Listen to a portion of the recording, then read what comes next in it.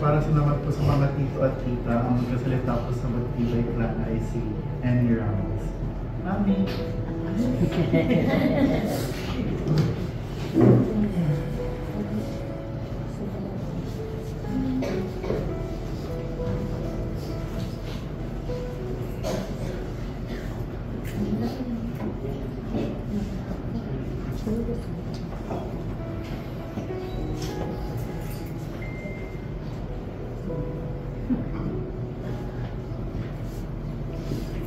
Magsasalita.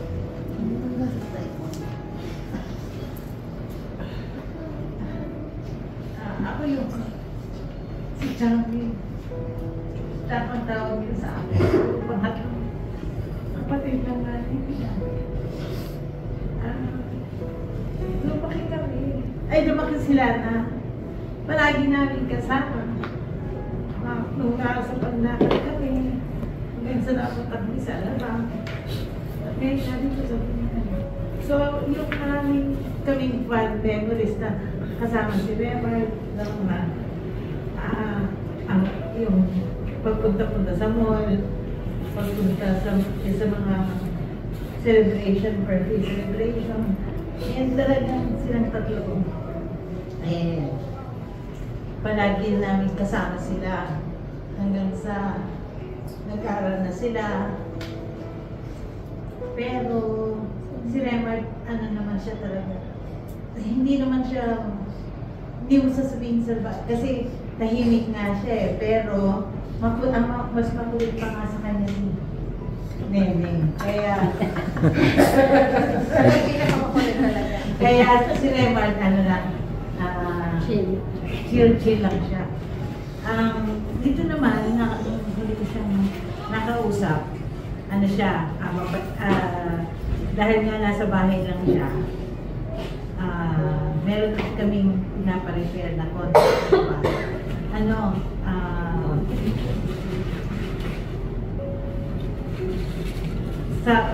Pinausap ko siya na kung pwede siya, total nasa bahay naman siya, magtingin-tingin siya dun sa mga nagtatrabaho sa bahay. Pero okay, ako natuwa kasi nung after ng ilang days na nagtatrabaho sa bahay, nag-send pa siya sa akin ng picture. Chang, ito na yung present situation ng ginagawa sa bahay. So, natutuwa naman kami kasi nga, pinakiusapan lang siya pero pumayag siya agad kasi daw sabi niya, wala naman siyang ginagawa. Pagka lang daw meron siyang lakad, sasabihan na lang niya ako. Kaya, natutuwa kami kasi nga, nalilibang siya doon sa habang ginagawa niya. Ang kaso lang, hindi pa siya sa linggo pala, ayun ang nangyari. So, nakakalungkot. Pero sa isang banda, siguro talagang yun ang kanyang mission accomplished na siya. Sabi ni Lord, magpahinga ka na. Kasi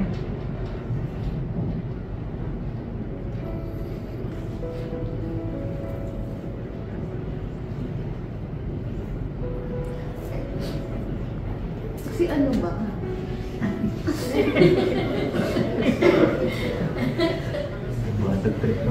Mag-enjoy ka na. Magkikita na kayo ng mama at papa mo. Tsaka nila na sana lang tayo, Mark, continuously guide mo yung mga bata from above. Yes. Kasi alam namin na marami pa kayong nagdarasal, lalo na dito sa mga bata. Yun lang.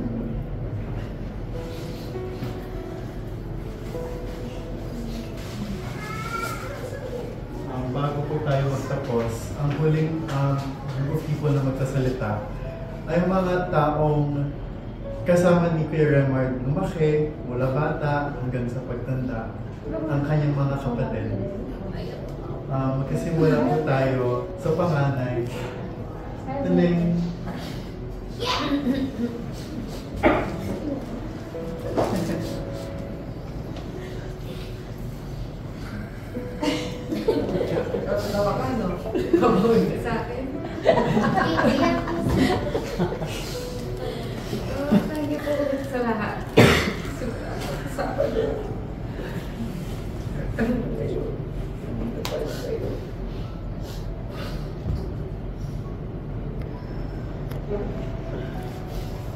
Sabi kasi, go with the others or kahapon na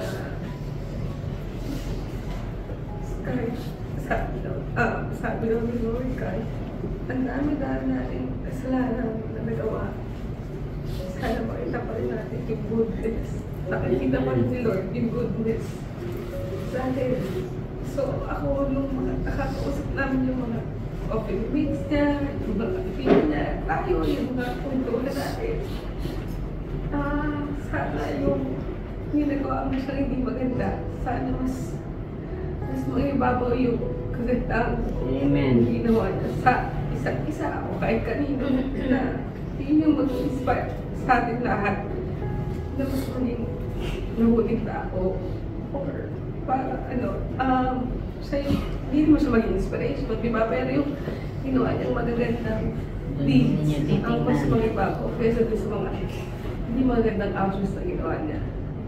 And sana maging maging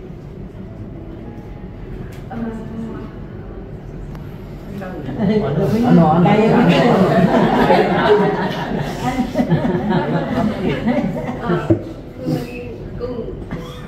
mo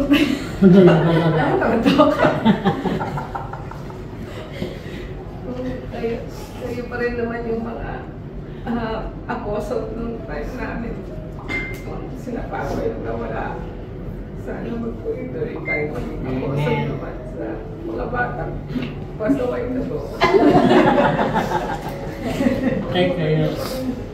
Mag-support, maging kahit maging guide sa kanila, kahit pa paano, one way or another. Ang importante, maging prayer warrior namin kayo para sa kanila. Thank you ulit sa inyong lahat.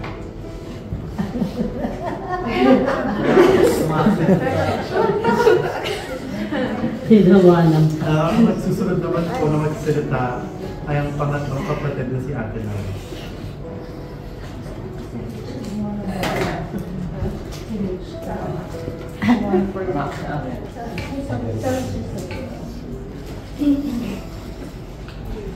Salamat ulit sa pagpunta niyo.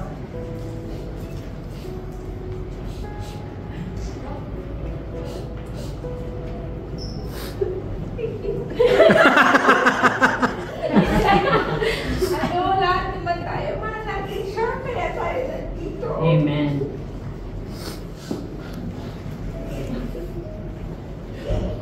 Siguro talaga, nahirapan na lang talaga siya. Kaya pag ulit-ulit na sinasabi na sana ko na siya ni Mama at siya ni Papa. Siguro din, knowing si Mama at si Papa, siguro hindi na rin talaga nila. Kaya na makita siya ng hirap. Ang biggest worry ko lang na pamahal sa atin. Sabi ko lang sa asawa ko, diba? Sabi nila, pag nag-suicide ka na, hindi ka welcome sa heaven. Pero sabi naman ng asawa ko, when God died for our sins, it included past and future sins.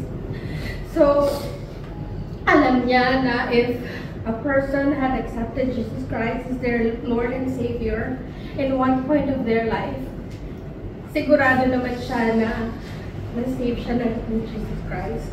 So all we have to do is hold on to that faith na He's with our Lord and Savior after everything that had happened.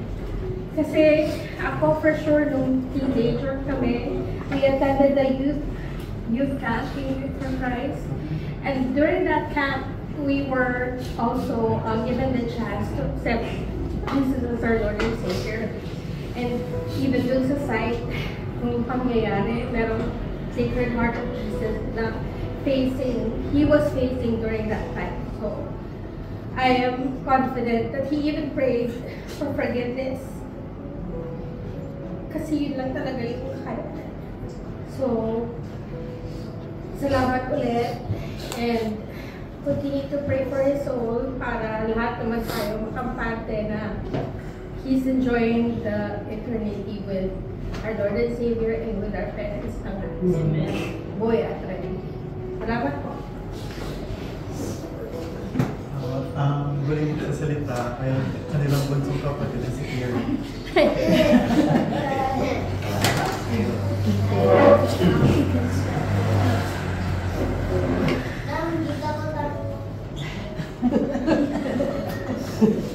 Hello.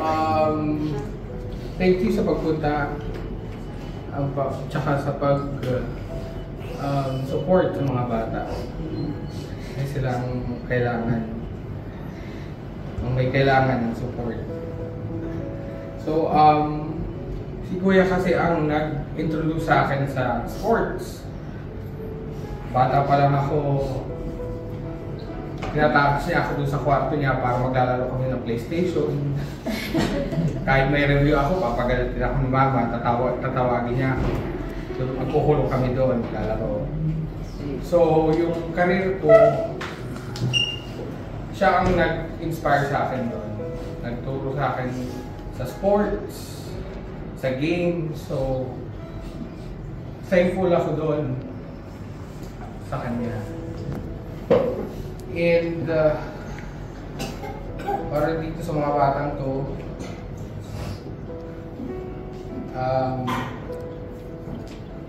wag kayong matatakot na lumapit sa amin tatlo for guidance, for support. Kasi we will always be there for you.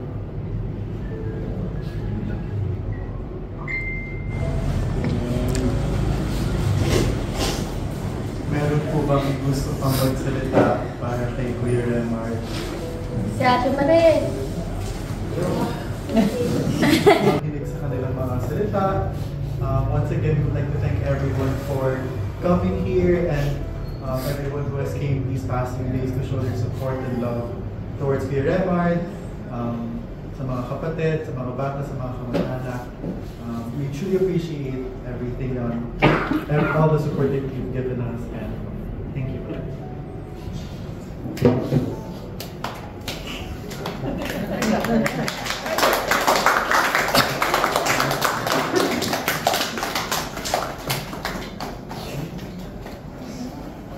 So, kamusta po?